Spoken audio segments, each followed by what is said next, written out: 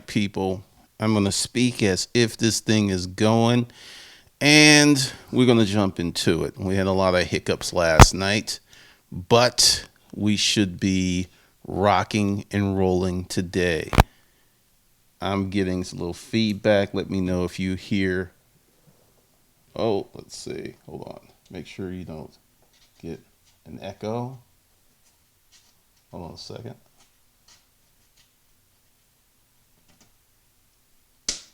It should solve that very quickly. Cool. Alrighty. Let's get into it.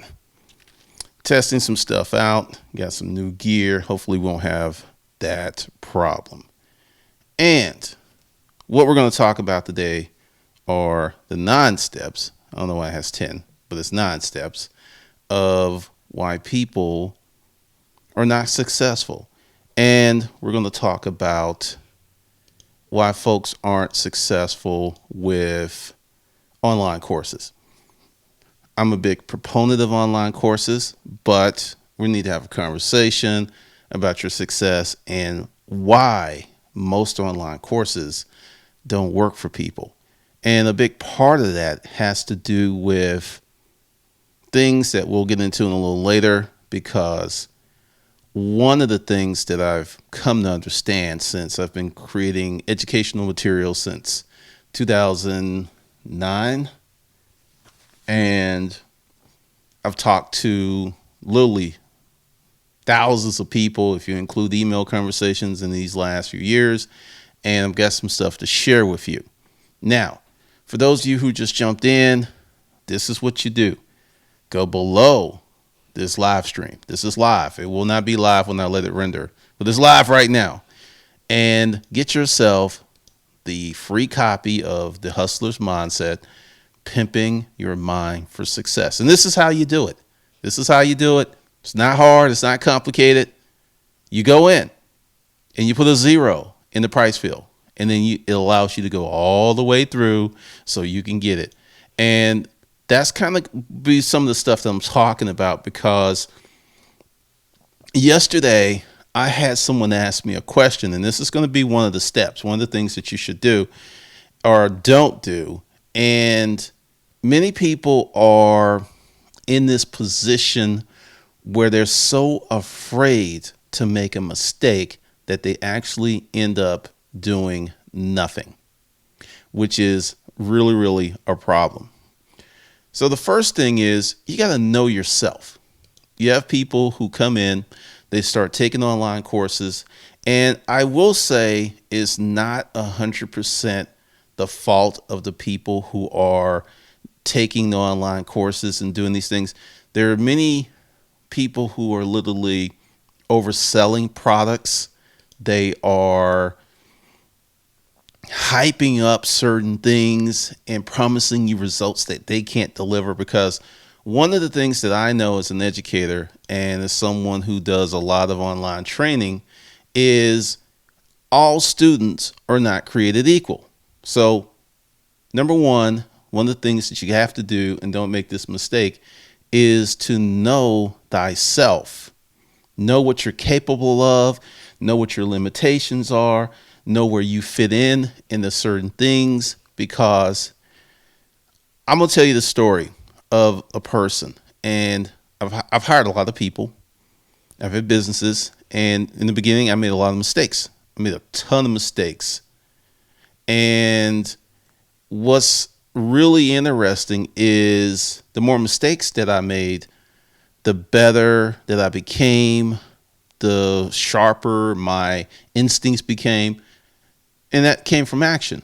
Well, I can tell with a lot of accuracy when I meet someone if they're going to be successful with certain things just by how they talk, the questions that they ask. And it was in one of these courses, and the people were asking these questions, and it was just like, oh my God, they're not going to make it. They're not going to make it. And this one person, he spent a lot of money. I'm not even going to say how much money. It was sick. And then after a year, he gave up and he made no money. Smart person. Just this online business model is so different than what other people will have you believe, because I'm a physical business model guy. I had stores out here in real life, and and then I went online. There is a distinct difference. And if you don't know yourself, you don't know your capabilities, and that's cool not knowing. That's really cool not knowing. But the problem is when you refuse to learn or embrace learning or accept some fundamental truths about yourself. I know it may hurt your pride, but it's going to hurt your long-term success more than it will hurt your pride, because you have to understand that it's going to be challenging. Which brings me to point number 2. Expect things to take much longer than planned. Much, much longer. And this is some advice to you if you're going to start a business online or anything. If you think that you're going to hit a certain sales milestone by month 12, actually pencil it in for month 24, or even better, month 36. Go ahead, set your sales goals for month 12, but understand it may literally take you to month 24 to get where you want to be. With the rebuild of this channel, I had a target date of phase 1 being done by October.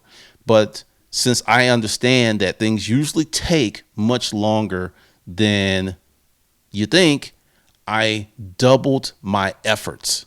I didn't just come in here and say, hey, I was working crazy hours. I was, doing weird sleeping patterns because I wanted to get it done.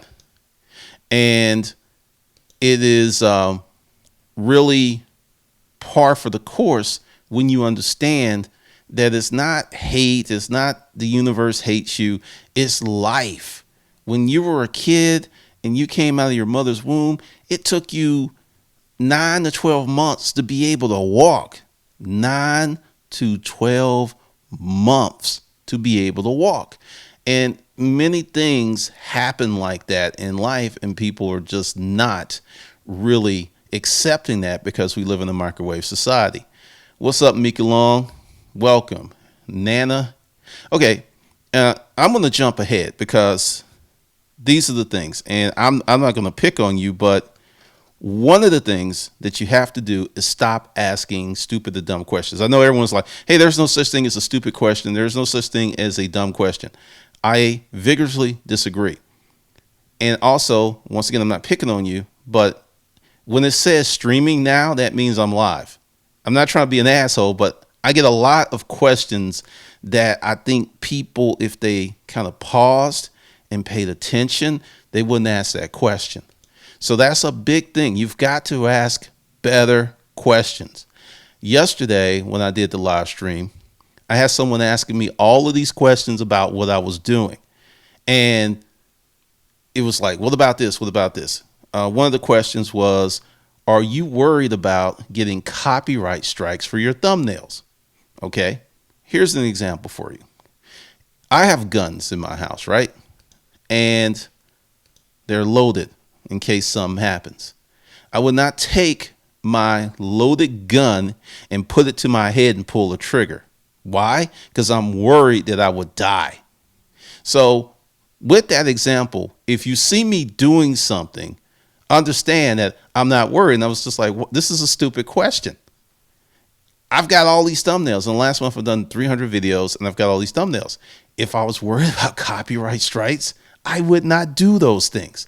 And that's what I mean about take a moment when you meet someone that you want to get to know and ask really intelligent, thought out questions that will separate you from so many people, that will totally, totally separate you from the average person and people who are not really interested in developing a deeper relationship, but they just want to ask a question, or they're curious and there's no real substance behind the question, right? So learn to ask much better questions. Questions, because see, this is the thing about people who are successful. They like to be intellectually challenged, not dissected or Monday morning quarterbacks, but a challenging question will get someone to go, and they will remember you. They will remember you like no one's business. They would just totally be like, wow, this person's very different from everyone else that comes and asks me these questions. All right. The third thing, you must strive to be the dumbest person in every room. You must strive not to be the smartest person in the room. Typically, when I go to local networking events, I, I don't learn anything. That's a problem. And it pisses me off. So whenever I go to something, because I'm going to something in a few weeks, and I will be the dumbest person in the room, and I can't wait because that means I'm going to learn something. I can't wait to be the dumbest person in the room. That way I can grow. As long as you're trying to, because some people do stuff and they want to get what I call internet vanity points. You know, it's like likes and people going sharing. It's like, ooh, this is wonderful. That's nice, but it doesn't help you grow. It doesn't really help you grow. So that's just something that you have to think about in terms of your success. Now, the fourth point, learn how to build a team. This goes back to some of the videos that I have up about hiring and putting together sales teams and that is a skill set. And let's just kind of stay here for a minute.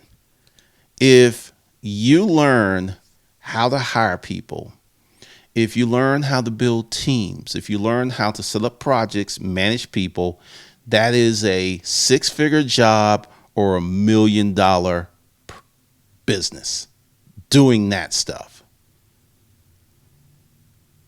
Roscoe, yeah, dumbest person in the room, but don't ask dumb questions. Yeah, I mean, seriously, because when you go to an event or something and you're not stimulated, you don't want to go back. And it's not like I'm all that, but I know my shit. And I want to enhance my business. I want to enhance my personal development. I want to enhance all of these things. And that's just not going to happen if I continue to go to stuff and I'm one of the smartest people in the room or the smartest person in the room. You know, if I'm presenting or it's one of my events, yeah, that's great. That's wonderful. But if I'm going to learn or network, that's bad. That's just very, very bad. Number four. Well, let's see. I won't even say numbers because I already went ahead of one. That was learn how to build a team. Okay, this is critical. Number five. We'll just call it five. One of the points. Whatever you're doing, you're selling something. If you're a musician and you're a songwriter, you have to sell that song to the listener. You have to sell that song to whoever puts the producer or the company, or if you're going to do it yourself, sell it to the listener. You are selling. Everything you do is selling. It's all selling. And there are many, many people who are so adverse to selling that they shut it down. They don't want to hear about it. They typically are not winning on the selling tip. They're just not winning because they don't understand that selling is very powerful. Selling is solving problems.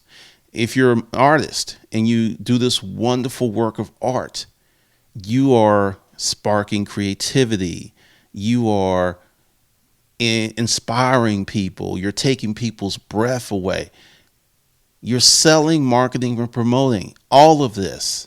I'm going to give you an example of reverse selling. What would you think if you had to pay to go to an interview? You had to pay to go to an interview. You had to take the person who was interviewing you out, and you had to be on your best behavior, and there were no guarantees that you're going to get the desired outcome of the job. There's none. There's no guarantees, and you're sold to do that socially. I just talked about dating. That's dating. You're paying to be interviewed if you're a man. You're paying to be interviewed with no guarantee of getting the job, i.e., being that girl's dude, sex, whatever. You're paying to be interviewed. Now, if you take that same dynamic and spread it across anything else, it's called a scam. Anything else, like if you have to pay for materials or something, oh, it's a scam.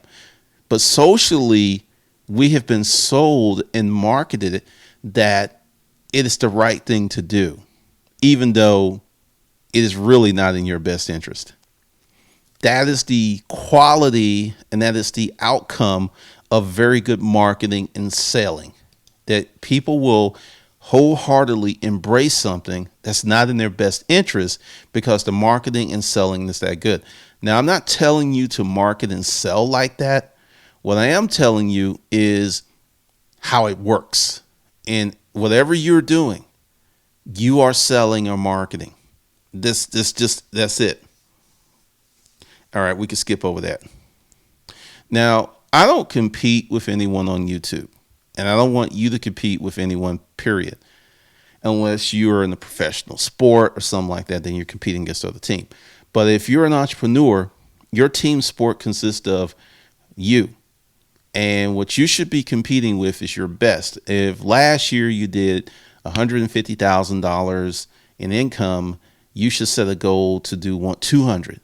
You're not competing with anyone else. You're competing with you. And if you beat you, you still win. That's a wonderful way to compete. And many people are competing with other folks. They're being part of so many crazy things that happen. And part of the problem with that is they lose sight of the goal. When you compete with yourself, you never lose sight of the goal. When you compete with other people, you bring in these other factors. Certain other things happen that aren't really in your best interest or the best interest of the process or the interest of your end goal. It's just not. And that's one of the things that you have to understand. Now, this is a biggie. This is really, really huge. You have to realize there are millions of people who want what you want. What makes you so special? If you can't answer that question, you're not going to win against those millions of people. Everybody wants what everybody wants, but what separates you from the pack? What takes you to that bigger level? What gives you that spot? What makes you outrank all of those other millions of people who want the same thing that you? What is it?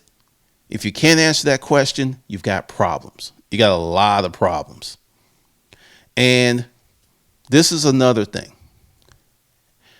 I want you to act today, but think about the future. It's a delicate balancing act, right? Where you are being proactive, but you're also being judicious. Give you an example. With the YouTube channel, I'm building it for the future, but I'm doing a lot of work for now. Because one of the things that I have come to understand is I'm an evergreen guy. And what you have online are people who do launches. And this is where they will take their product or service and they will just bomb the internet. They will get joint venture partners. They will do all this stuff. And you just hear about it and it's everywhere. And they retarget you with ads on Facebook. Like you'll go to their website and then the ad will be following you around. And it's just all up in your face. And then after it closes, it's over. And then there's someone else with another launch. Good business model. It works. People make billions that way. I mean, I'm an evergreen guy. I like selling stuff every day. I like making money every day. And typically it's a much harder, more arduous way to be, but if you nail it and you become really consistent, then you have what's called cash flow. I know someone, if I mention their name, you would know them too. You've seen their stuff. And they spent $1 million on Facebook ads. They didn't go broke. They made some money. But once the Facebook ads were accounted for, once the joint venture partners, and there were many joint venture partners are accounted for, and once staff was paid, once everybody got paid, the person made 300 grand. And I know you're going like, they made 300 grand. That's good. Okay. Let's go back to what I said about me having the physical business model, right? I didn't spend that kind of money setting up $1 million physical business. That's a very high cost structure. That is not sustainable. You'll hear this question like, you'll give Facebook $1 and get 4 back. You'll give Facebook $1 and get 10 back. If you can maintain those ratios, yeah, but what's happening is people are giving Facebook $8 and making gross 9. So they'll give Facebook 8 and they'll get $1 back.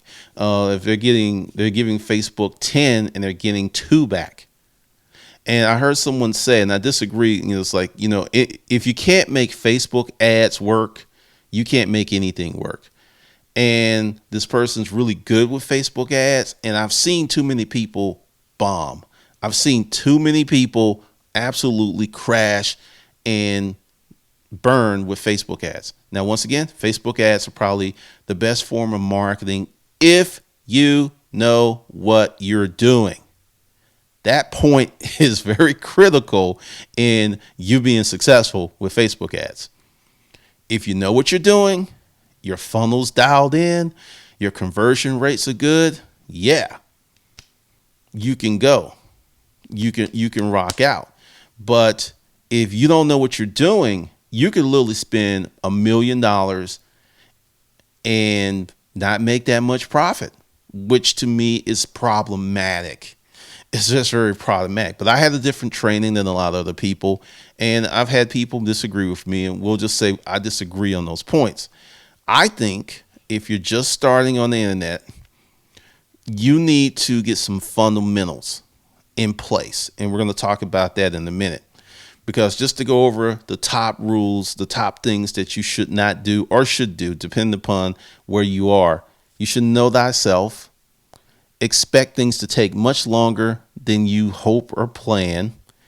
You must strive to not be the smartest person in the room. Learn how to build a team.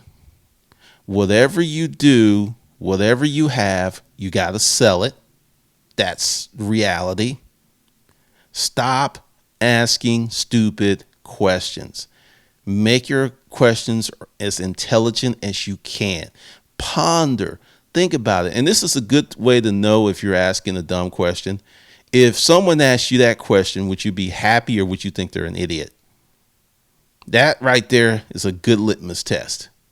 Really, when I say think, I'm talking about maybe an extra 10 to 20 seconds to think. I'm not talking about sit down with pen and paper and come up with these wonderfully intricate questions. No, I'm talking about just actually exercise better judgment and ask a better question. And always compete with yourself. Always compete with you.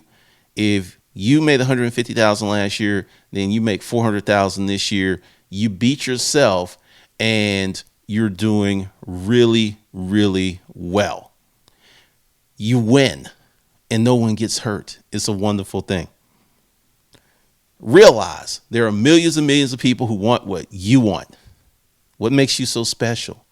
What variable, what element of you that you're putting out there that's going to help you win? What makes you special? You're a hard worker? Do you have special talent? What is it? You've got to nail that down, because what's happening with marketing, when you meet somebody, they've got to get what you do, how you do it really quickly. When I meet people, I don't tell them that I have online educational platforms. I'll just say I'm a writer. Because if I start going with full-time, it depends. Sometimes I go, I'm a full-time YouTuber, which always starts a conversation. Always starts a conversation. But it has to be real simple. I mean, simple. What kind of word is that? It has to be real simple and to get to the point, and that's marketing. As I was editing all of these videos, I see why a lot of them failed. Some of the intros, literally where I was talking about stuff, 2-3 minutes. I was tired of listening to myself. I was like, damn, I got to get rid of this. Some videos, I cut out 10-15 minutes of stuff that just didn't really push the video forward. But you got to have something that makes you, that makes you special, that takes you to a new place in life.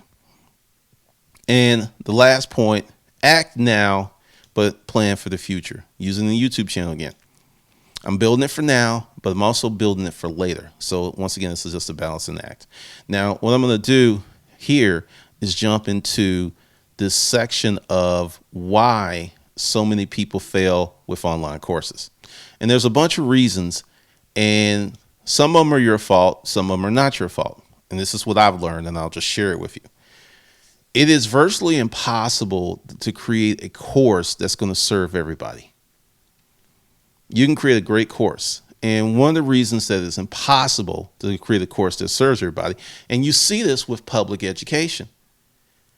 A lot of kids get left behind because their teaching modalities are not addressed. Some people are auditory. Some people are visual. Some people are hands-on. And if they're not getting that type of learning modality, they're not going to learn as well as they could. And this doesn't mean they're stupid. It doesn't even mean they have a learning disability. It means that the educational system isn't set up to properly serve them. And there are so many people who, because like I said, I have a lot of philosophical disagreements with people. And I think that if you are serious about your success online as a marketer, selling whatever, you need to learn your craft. And here's the bad news. Learning your craft is going to take time. It's going to take time. However long, I don't know, but it's going to take time. I was almost getting ready to jump on the Facebook thing, and at some point I'll jump on, but it's for me to go over here and do what I'm doing here to do on Facebook. It wouldn't go as well. And another thing is, I'm going to get back to why a lot of these online courses don't work, is the audience isn't built there. See, this is something else, and this kind of goes back to what I was talking about. Act now, but build for the future. If you know anything about YouTube, a lot of your views do not come from subscribers.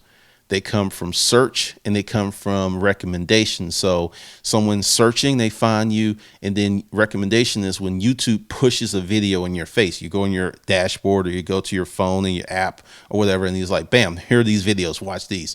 Those are YouTube recommendations.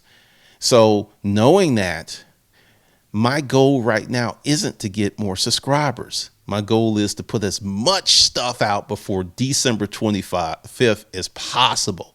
And that's just learning my stuff, knowing my craft, knowing how the things that I do works. And a lot of people are not that patient. They're just not that patient. Another reason is, as an educator, trying to put together a course for people you don't know.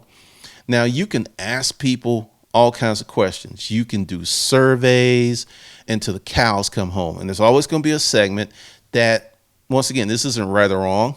They don't know what they don't know. That's a very hard thing to tackle. That's rough. It's just really, really rough to tackle that. And that's one of the reasons that I have 3 groups. Disruptive Circus for beginner hustlers. We'll go into a lot of stuff. And then we have Culturally Hustler, my favorite. And then Video Marketing Tribe for people who want to do what I'm doing. Because, I will tell you the truth here. If you want to do video marketing, you are in for a long road. And that's not to dissuade you, because right now, the way that the YouTube algorithm works, if you have the right subject matter and you have some talent, you can get 1 million subscribers in a year or less. I'm seeing it every day because that's how this algorithm is working. But that's not most of us. And I'm just letting you know. So I'm going to take a little break before I get back into this. And ROI too low with FB ads. For some people, there's some people who can spend 50 cents and make $10, and that's excellent, but that's not everybody. Roddy Chung, I like that name. Lots to go here. I actually don't know your name, but we'll find out more about you now. Good stuff, Glenn. Roddy, how did you find out about this live stream? Did YouTube recommend it to you, or you were just on the interwebs? How did that happen? Because typically, I'm not doing a scheduled stream right now. I'm doing a beta where you just press it and you go live. And so I don't know how people come in to that, but it's pretty interesting. That's good to know. Now, another reason that people do not do well with online courses is people are looking for systems, and I don't care whether it's a course or it's a book, there's a certain level of work you're going to have to do on your end, and many people are trying to assiduously avoid doing that work. Okay, let's check this out. All right, see, now this is really good. Roddy, I think YouTube recommended it. It rolled off of Grant Cardone. So what he's telling me is that these videos are categorized with Grant Cardone. Now that's pretty cool because Grant, I like Grant. I like Grant a lot. All right, thanks for letting me know, because that's another thing that you have to do is, as a marketer, you have to find out where people are finding you. It's very, very important. And that's part of doing your work. All right. Really good, Roddy. I appreciate that. All right. So parts of the things with online courses is you have so many unknown variables. I have courses that have helped people make six figures. I have courses that didn't go so well. I've had consulting clients that didn't go so well. And that's one of the reasons that I'm redoing my consulting program, and I'm not launching it to next year, because I've learned that it's not if they have the money to pay that's important. What's important is if they have the drive to win. And that's one of the things that I've been discovering as I talk to people and I have these conversations, that the people with the drive to win could not have any money, could be living in a bad situation, but they are so fucking hungry that they're going to do whatever they need to do to win. And those are the people that I want to work with. And because you're going to see that they do certain things much better and faster than others. Let's see what we got, Roddy. I'm Chinese American and saw Kung Fu in the Ferrari, so I gave it a click last night and liked you right away. All right, I have a F430. Oh, you're doing well in life. Really cool. Just out of curiosity, what's your business? What kind of business do you have, Roddy? Because the thing is, there are so many businesses out there that make money that are just not sexy. Being an online marketer, being a full-time YouTuber, that's sexy. That's sexy. It's like, yeah, I'm a full-time YouTuber, but there's so much work that comes behind this stuff that's insane, that a lot of people don't really talk about, that is necessary to be critical. It's necessary to your success. It's just very, very important to whatever you're going to do to be successful. So another thing that happens, and it's really, really important, is, hold on a second, that when you're creating an online course, you need to have some variables. You need to have some criteria. Like, all right, if you want to go to law school, you just can't like join in that, say you're a millionaire, right? You can't just go to law school. It's not a money thing. If you don't have the right intellectual elements of yourself, you can't get into law school regardless of how much money you have, unless you go ahead and take your money and build your own and pass yourself through. And let's see what's going on with Roddy, because this is interesting. Violinist and corporate speaker. One can Google my name. I toured with the big three: Shauna Twain, Leon Dion, and Trans-Siberian Orchestra. And you were on the road quite a bit. That's some good stuff. Well, welcome to the Kung Fu family. But what the thing is, you just can't get into certain things unless you're qualified. And that was one of my mistakes that I made with putting together stuff, because it's like they got money, they can get in. I don't operate like that. Like with the consulting that's going down next year, if you don't pass a test that I have, I'm not going to work with you. I'm just not. And part of that is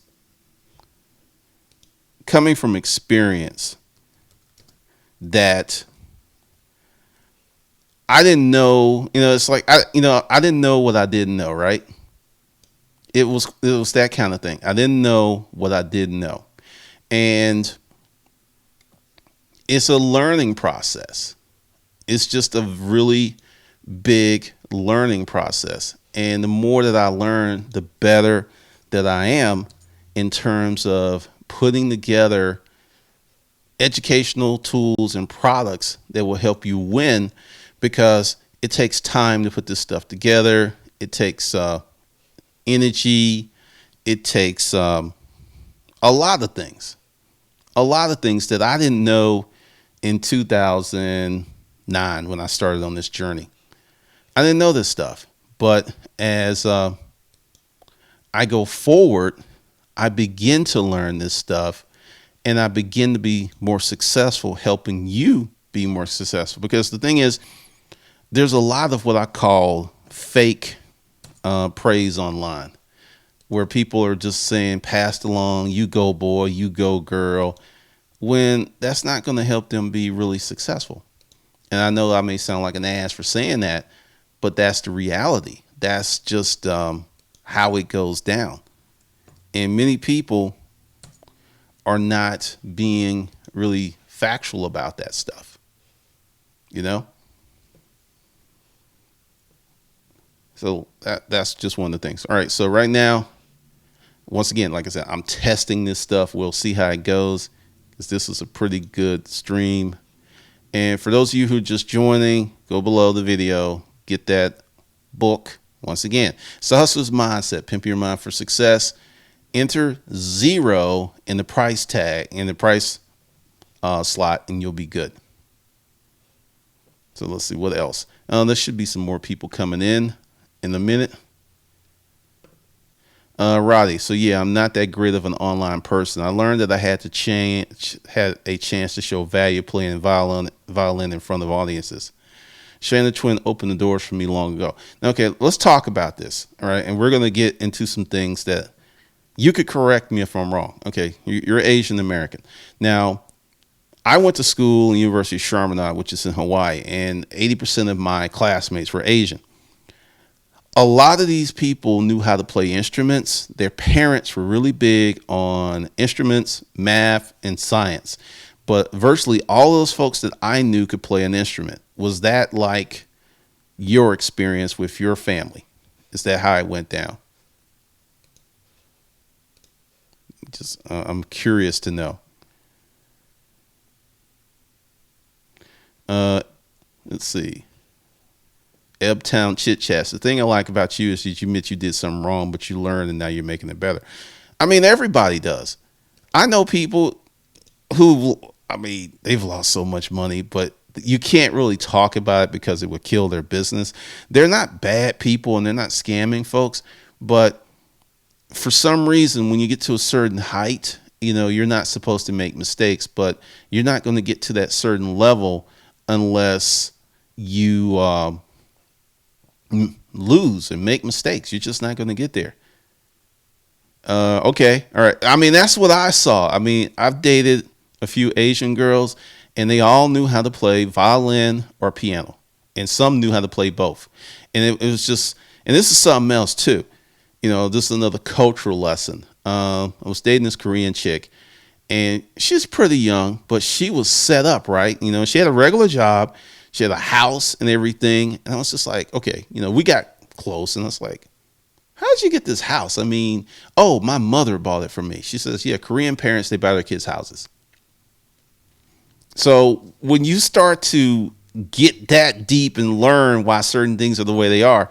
And I don't know if that goes down in the Chinese culture, but I know it goes down in Korean culture. And I thought that was really, really interesting. It was very interesting. And see, another thing is, why I like having people who come on from various backgrounds is we can get information from people right now where they are. And a lot of folks don't want to talk about this stuff, which keeps people separate in my estimation. That's just how I see it. Some people have to hit rock bottom like Christopher Gardner.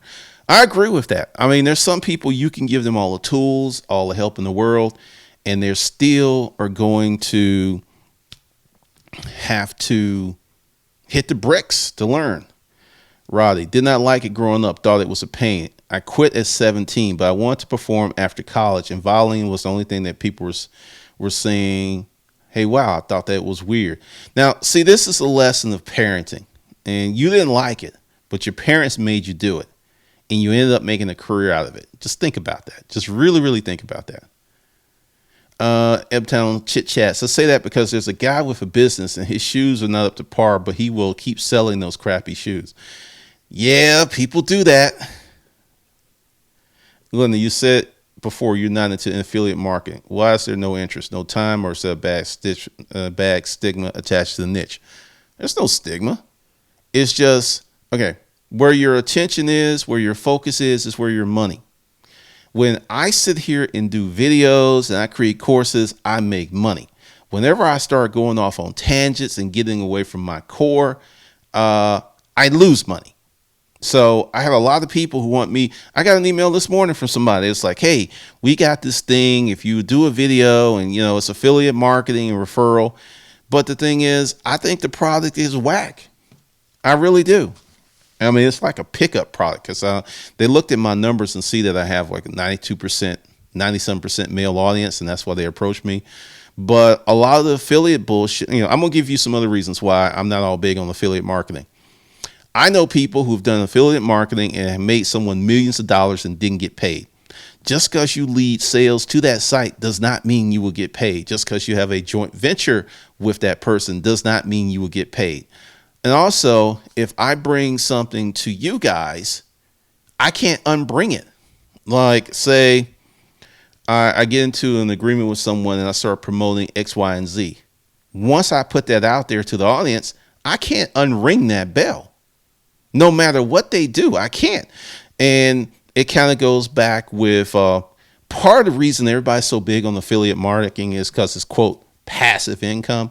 But if you're going to make a lot of money with affiliate marketing, you're going to put in pretty much just as much money, time, and energy as starting your own business. So that's why I'm not really part of it.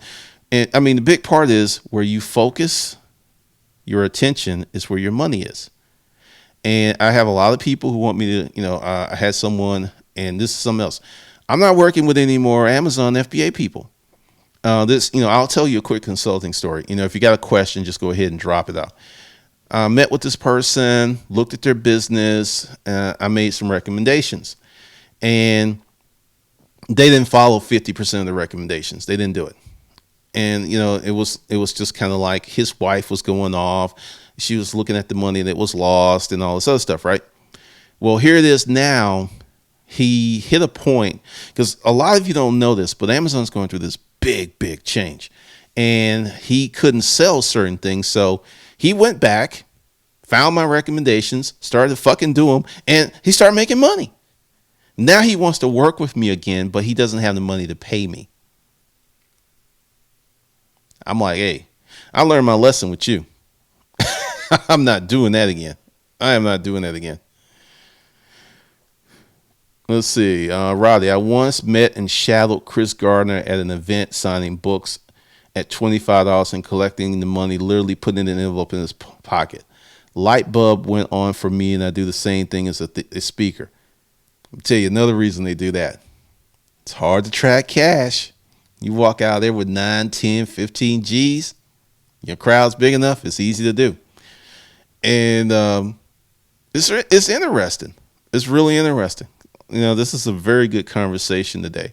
And I'm also testing the bandwidth here because let me know how the feed's going, because one of the things that I'm doing, normally I do these in 720. Today I'm all up in the 1080p, and part of that is, I've got like a really good internet connection, so I'm seeing if it's going to hold up. So far it's been holding up. Last night I don't know what the hell happened. I have no clue. But it's really interesting. And something else too. You have to test out your marketplace. Like I don't know what it is, but I get way more traffic for live stream events 8 p.m. It's changed. I used to be able to do them in the morning, get substantial traffic, but I get way more traffic and people showing up 8 o'clock at night. I may do another one tonight. I don't know. So it just kind of depends. But also, it gets to be interesting on how traffic works, because right now, Facebook is great if you are using paid traffic and you're using their analytics to, nail down certain groups or certain people with certain interests. But just natively putting stuff on Facebook, it doesn't work like it used to. Doesn't work like it at all. And there's going to be a lot of changes that's coming. You're going to see advertising in Facebook groups, and I think that's one of the reasons, because I don't know how I'm going to deal with that, depending upon when we get there, but we'll see. Because I'm going to come up with a contingency plan, but I'm not going to go crazy with it until I figure out exactly what's going down with it. So who here has a business? Just out of curiosity, who here has a business making that money?